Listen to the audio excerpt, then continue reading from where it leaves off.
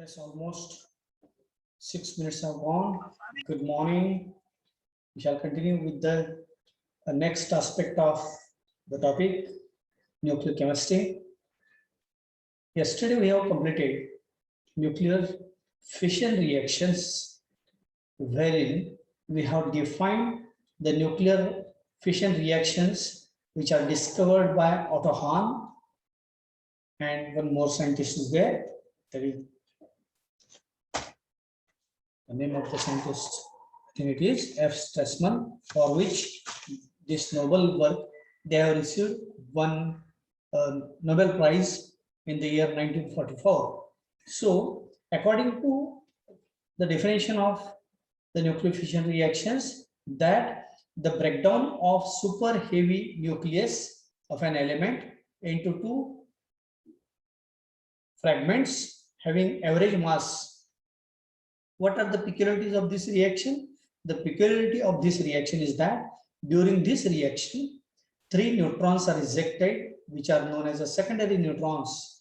These are the neutrons responsible to carry out the further reaction that is known as the chain reaction or uncontrolled fission reaction, what we call as uncontrolled chain reaction. And we have defined that when the product of the reaction, when they act as a reactants for the succeeding reaction, then such a reaction is known as a chain reaction. We have seen how the chain reaction takes place with the help of these secondary neutrons. Then another peculiarity of this reaction is that during the course of this reaction, huge amount of energy that is released, that is about 200 milli-electron volt, and this energy is known as atomic energy or what we call as nuclear energy. With this energy, electricity can be generated. So this is one of the most important advantage of the discovery of nuclear fission reaction, without which nowadays the colorful lights, electricity was not at all possible. So it is outcome of all these nuclear fission reactions, and the whole credit goes to Otto Hahn and F. Strassman. Secondly, we have studied the nuclear fusion reaction, wherein we have studied that fusion reactions are those where the isotopes of lighter nuclei they fuse together so as to form a heavier nucleus. During this process, the fusion of lighter isotopes of the nuclei, it is not possible on Earth because a lot of elevated temperature that is required so as to fuse the lighter isotopes of hydrogen. So these reactions are termed as the stellar reactions. That means those reactions are taking near the sun. Yesterday we have seen how the energy that is required so as to fuse the lighter hydrogen nuclei so as to form alpha particles. Now I would like to show you one more video of about 1 minute, which gives us the clear-cut idea of how the uncontrolled fission reaction takes place. Just take a look at this video.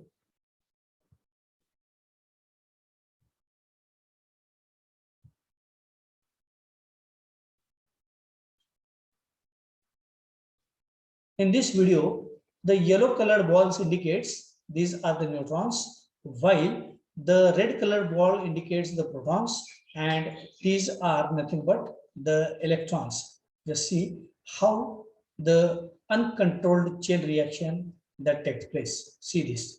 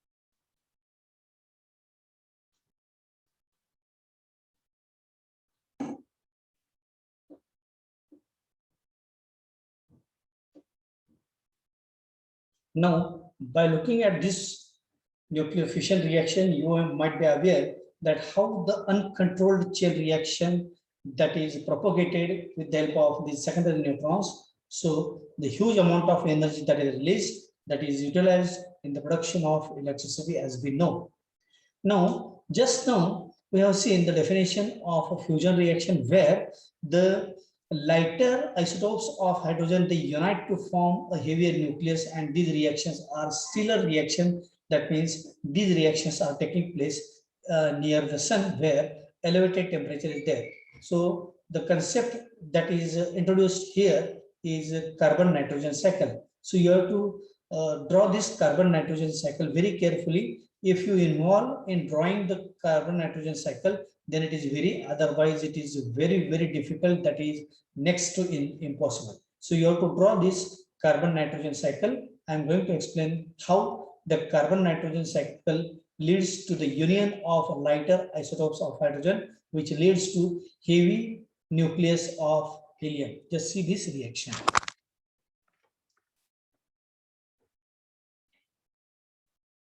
Now, the concept that we are studying is known as, this is again under the nuclear fusion reaction, is known as the carbon nitrogen cycle. How this carbon nitrogen cycle takes place? Here, in this case, the first step of this carbon nitrogen reaction that just now I have mentioned, that on hot stars where temperature is more than 5 into 10⁸ Kelvin, the fusion of hydrogen is believed to be occurred by carbon nitrogen cycle. The mechanism of this cycle that I am going to show you here, the first step of this cycle is that carbon 612, when it is bombarded with protons, here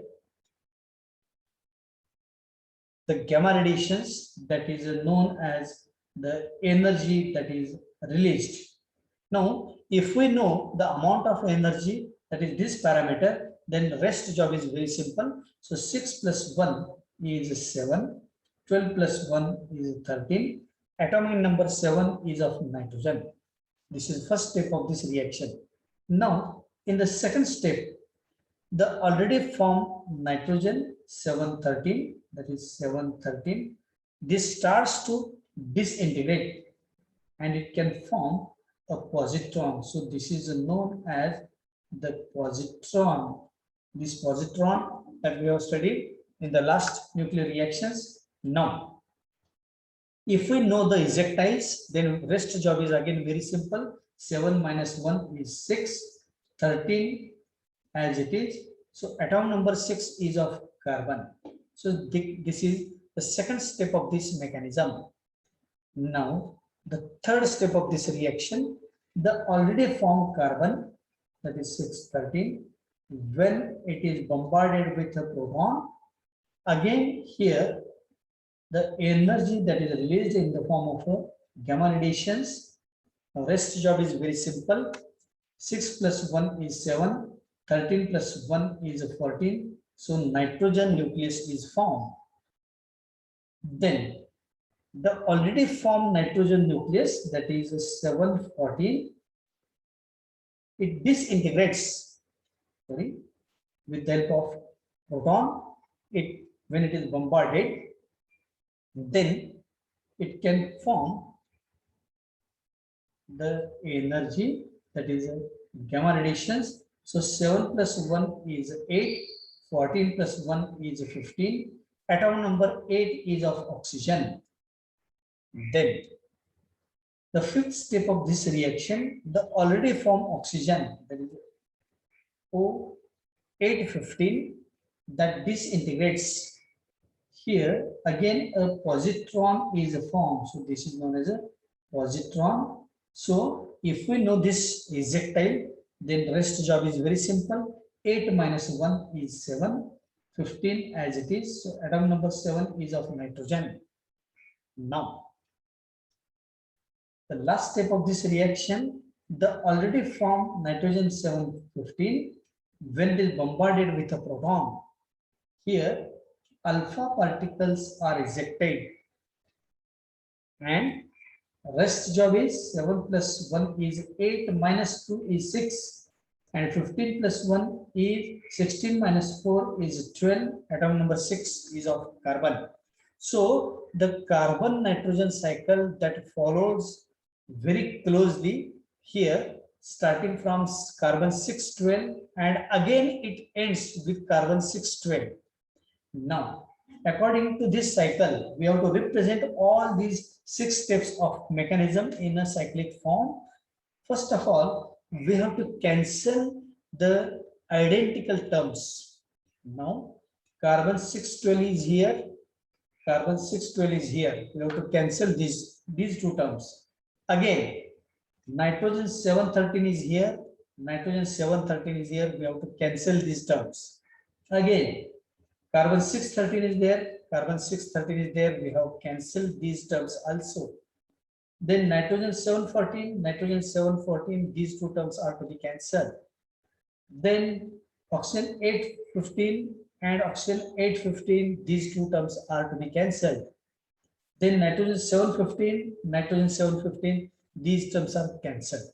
Now, after cancelling all these identical terms, what is left on LHS? This is the proton number 1, proton number 2, proton number 3, and proton number 4. Here we cannot cancel the protons because those are present on LHS. So here the overall reaction that we have to represent, that on LHS 4,1H1, that is the protons are there. Now what is left on RHS? Here on RHS, first of all, we have to write the formation of a heavier nucleus, that is alpha particles, helium-2,4. Then here one positron is there, one more positron is there. So for this purpose, we can write these are the two positrons. So two positrons are there. So energy, energy, and energy. So this is a energy. So this is how the union of 4 hydrogen atoms, they lead to formation of a alpha particle. So this is the overall reaction. Now, what is the peculiarity of these reactions for the proper understanding? Here, whenever protons are bombarded, energy is released. Just see every reaction. Proton bombardment, energy released. Proton bombarded, energy released. And whenever the unstable nucleus that undergoes a disintegration, a positron is formed. See here, this is a positron. The unstable nitrogen 713 isotope that is in disintegrates. One more reaction is there here. See this, oxygen 815. So a positron is ejected. So if we know that the starting product, that is carbon 612 with a proton, the second step, if we follow, is a ejection of proton. The third step is the energy that is released. Here, before this energy, if you write the proton and the energy, the first step, the energy with a proton. Fifth step, again a positron is formed, and the last step is the formation of alpha particles. So if you remember this and you try to write all these terms, then it is very easy. So if you work out on this particular concept, then without looking at the notebook or without looking at the reaction, you can easily write these reactions. Only you have to remember carbon 612 at the beginning, which again forms at the last the alpha particles along with this carbon that is naturally formed. Now, as I have seen, as I have told you, that we have to represent this all these 6 steps in a cyclic form, because we have labeled this mechanism in the form of a carbon nitrogen cycle, because everywhere carbon is formed along with the nitrogen. So the cycle is known as carbon nitrogen cycle. Now here to represent this reaction, first of all, we have to write hydrogen at very high temperature, that is 5 into 10 raised to 8 kelvins. So at the center, we can write this as like this. We are going to refer all these 6 steps while representing this carbon nitrogen cycle. Now, what is the first step? The first step is from carbon 612 to nitrogen 713 is formed. So the first step here, carbon 613 to nitrogen 713 is formed. This step I have written. Now, which is the second step? Second step is nitrogen 713 to carbon 613. So from this nitrogen 713, we have to write the product that is obtained, carbon 613. So carbon 613 is obtained. Now from this carbon 613, again nitrogen 714 is formed. So from this carbon 613, nitrogen 714 is formed. So nitrogen 714, when it is formed, that again converted into oxygen 815. So this can form oxygen 815. That is the fifth step of the reaction. And this oxygen 815 again converted into nitrogen 715. So it is converted into nitrogen 715. That is this reaction. And what is the last step? Nitrogen 715 that is converted into carbon 612. So nitrogen 715 is converted into carbon 6. Here it should be carbon 612 because it is the starting material. So this is how the 6 steps are formed. Now in this step, the carbon is converted into nitrogen. This carbon is converted into nitrogen when we bombard this particular carbon with the help of this hydrogen. So here we have to write 1H1, and during this course energy is released, that is shown here. Bombardment with this proton that forms this energy that is released. Now which is the second step? The disintegration of this nitrogen into carbon 613 with ejection of positron. So here a positron is formed like this. This is a positron is formed during the conversion of nitrogen to carbon 613. Now, which is the third step? The carbon 613 converted into nitrogen 714. Again, energy is released. So here energy is released. Here we have to bombard this carbon 630 with a proton. Then nitrogen 714 with the help of proton, it can form oxygen 815. So 1H1, again energy is released. This is how we have shown here. Now how oxygen 815 is converted into nitrogen 715? Here the positron is released like this, and nitrogen 715 to carbon 612. For this, protons are used. So 1H1, and here again, in this case, alpha particle is formed. So here we have represented all this in the form of a cycle. So this is the first step. The second step is the formation of 613. This is second step, that is the nitrogen 713. This is the third step. This is fourth step.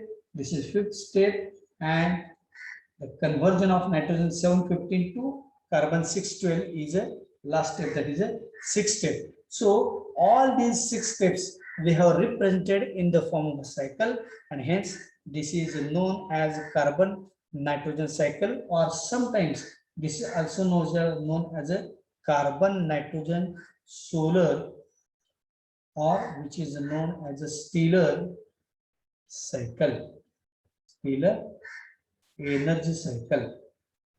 So this is how we can produce this particular cycle, which is known as a carbon nitrogen cycle. So the net reaction is the fusion of 4 hydrogen. Here, fusion of 4 hydrogen nuclei into a helium nucleus, that is alpha particle, with the ejection of 2 positrons, and the energy thus released in this cycle, it is known as, this is the energy, that is a stellar energy. And this particular cycle was first of all represented or discovered by one scientist, that is known as, the name is rather difficult to pronounce. I shall write first of all the spelling. It is WEINZSACKER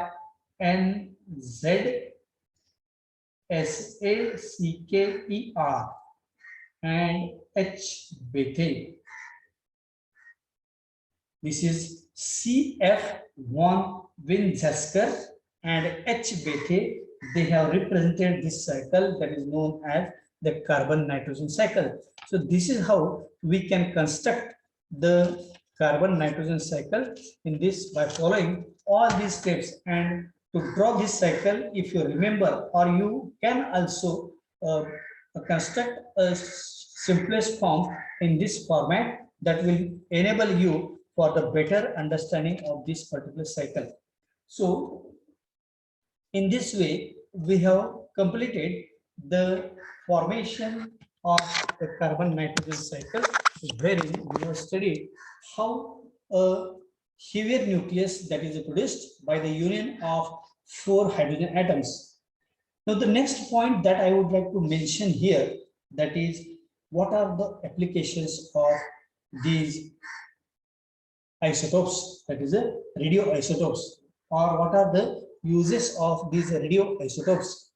Now, there are a number of uses which are very important for human being, because a lot of researchers, they are working continuously on these radioactive isotopes, but the study is very dangerous because it leads to the death of the researcher. So by taking all unusual and usual precautions, they have to work on this. But last thing that I have mentioned, that certain isotopes have been obtained. For example, I would like to mention here some of the applications. But before this, one should know what is the background of all these applications. As we know, the radioactivity has a widespread applications in different fields of science and technology, as we know. The use, it may be explained that the use of radioisotopes as labels is the only method to understand various problems, because there are certain problems. I will give you certain examples. You will also surprise that how that takes place. So I'm going to take some examples in order to show how this radioactivity is very important for the researchers in chemistry. So it may be emphasized that the use of radioisotopes as a labels is nowadays playing a very important role. It is the only method to understand various problems in chemistry. The isotopes, therefore, are much useful for tracing various processes. What is this tracer technique? I will give you one day-to-day life example also. In this method, the radioactive isotope that is applied at one end and its radioactivity is measured at the end, that can be enabled to solve the problems during the research purposes. So, if the radioactive isotope that is applied at one end, we have to measure the radioactivity after some time, that gives better results, and that ensures how we have arrived at the product of this main reaction. Now, suppose I have used the word tracer technique or the labeling technique. The tracer technique or labeling of this technique is very important for mankind. Suppose, for example, I would like to give you one simple example. समजा आपल्या कॉलेजमध्ये एक 30 विद्यार्थी आहेत. ते 30 विद्यार्थ्यांमध्ये 10 विद्यार्थी BCom 3 चे आहेत, 10 विद्यार्थी BA 3 चे आहेत आणि 10 विद्यार्थी BSc 3 चे आहेत. आणि या सगळ्या विद्यार्थ्यांना एकत्र केलं आणि आपल्याला फक्त सांगितलं की यातले एखाद्या अननोन पर्सनला सांगितलं की you have to identify only the BSc 3 students. हा जॉब तसा it is very difficult because the unknown person don't know who are the students of BSc 3 in spite of me. आता जर 30 विद्यार्थी असतील सायन्स, आर्ट्स आणि कॉमर्सचे आणि त्यातले फक्त BSc 3 चे आपल्याला आयडेंटिफाय करायचे, तर काय करायचं आहे? BSc 3 चे जे विद्यार्थी 10 विद्यार्थी आहेत त्यांना जर समजा एखादं कॅप घालायला सांगितलं 10 विद्यार्थ्यांना, एक कॅप त्यांनी जर विअर केली तर we can very easily identify those students who have wear a cap on their head. Those are the students of only BSc 3. Rest all other students may be from BCom 3 or BA 3. आता इथं आपण काय केलं की BSc 3 चे विद्यार्थी identify करण्याकरता त्यांना लेबलिंग केलं. कशाचं लेबलिंग केलं? We have used the caps. So those students having the cap, those are definitely from BSc 3. तर अशा प्रकारची ट्रेसर टेक्निक किंवा लेबलिंग टेक्निक ही केमिकल रिएक्शन मध्ये या रेडिओ आयसोटोपच्या सहाय्याने वापरून एखादी कॉम्प्लिकेटेड रिएक्शन ही रिझॉल्व्ह करण्याकरता याचा उपयोग होतो. आता आपल्याला माहित आहे की इस्टर तयार करण्याकरता स्टार्टिंग मटेरियल आपल्याला माहित आहे ऍसिटिक ऍसिड वापरलं जातं CH3COOH. दुसरा रिएक्टंट आहे इथाइल अल्कोहोल. आपल्याला ही रिएक्शन माहित आहे CH3COOH plus C2H5OH. So acid plus alcohol gives ester with the evolution of water. So acetic acid plus ethyl alcohol that gives the product as CH3COOH C2H5 plus H2O. This we know, but I am raising the problem whether the water that is formed by contributing OH minus ions from acetic acid or OH minus ions from alcohol or vice versa, the H ions of acid and OH minus ions of this alcohol. What is the problem? How can we solve this problem elegantly so as to ensure that the OH minus ions are contributed either by acetic acid or by alcohol? How can we solve this problem?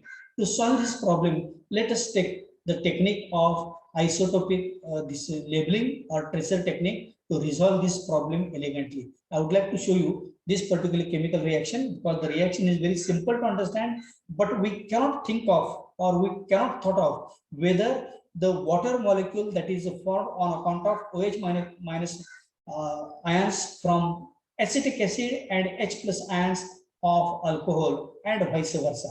Just take a look at this particular reaction.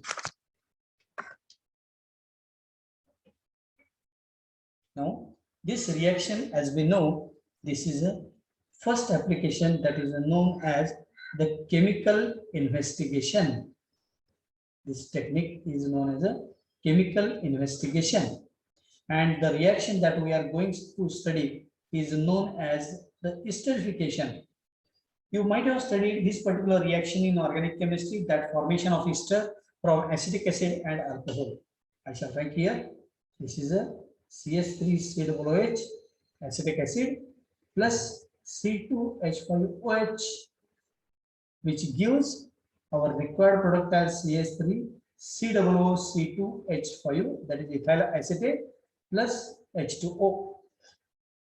So this is a acetic acid, this is a alcohol, which gives the ester like this. Now, my problem is that how this water molecule is formed. The first probability is that acid may contribute its OH ion and alcohol may contribute its H plus ion so as to form the water molecule. This is the first probability. The second probability is that the acetic acid may contribute its H plus ions and alcohol it contributes the OH minus ions and to form the water. Now, what is the correct answer? So to resolve this problem, whether the contribution of OH minus or H plus ions from either from acid or alcohol, that is our problem, how to resolve this problem. Now to resolve this problem, scientists were thought of use these radioisotopes in the proper determination of this problem and to ensure how the water molecule is formed.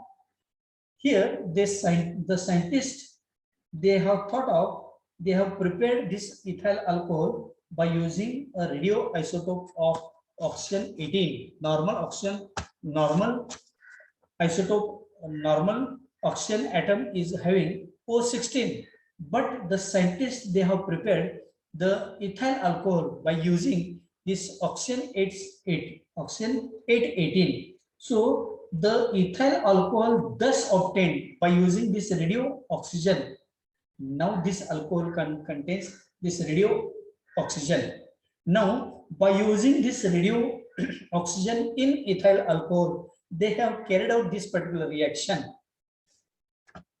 The reaction of this formation of ester, and they have found that the fragmentation of or the cleavage between the COH bond and the HO bond in case of this acid and in case of this alcohol, they have seen the fragmentation or the cleavage.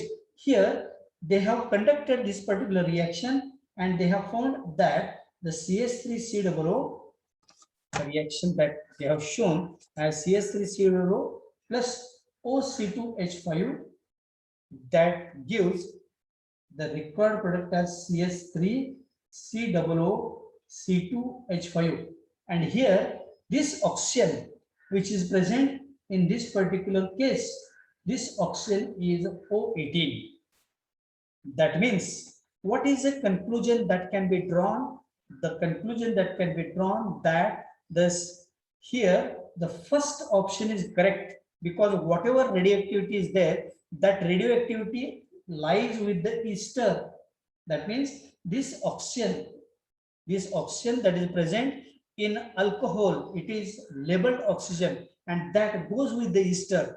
That indicates that the H plus ion is contributed by alcohol. That means the first option is correct. So during the formation of this water molecule, the H plus ions are contributed by alcohol and OH minus ions are contributed by the acid, and then this water molecule is formed. So this problem is solved only because of the use of radioactive isotopes. So it is seen that the O18 goes to the ester, thus showing that the alcohol contributes the H plus while the acid provides OH minus ions. This leads to the mechanistic study that the cleavages are the COH from acid and HO from alcohol bond in alcohol. So as all hydrogen atoms and oxygen atoms in acid and alcohol are alike. So I would like to stop here. We shall meet tomorrow. Take care of yourself. Thank you very much.